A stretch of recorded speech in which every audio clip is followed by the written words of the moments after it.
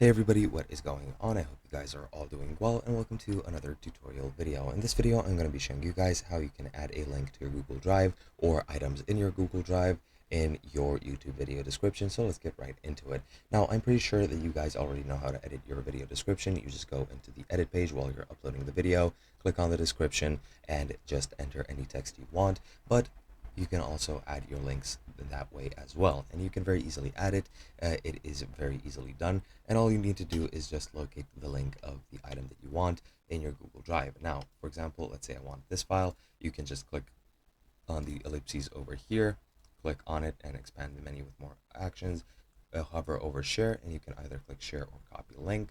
If I click share, this window will pop up, and the same window will pop up if I click manage access, or you can hover over it and click on copy link, and that'll automatically copy the link to your dashboard or to your clipboard. You can also go to manage access and copy the link through here, and as you can see, the link has been copied, and it's as easy as that. And for the folders, you just click anywhere you want, click manage access, click copy link, enter it into your video description, and that's all you have to do. Hope you guys enjoyed, and I'll be seeing you guys in another video.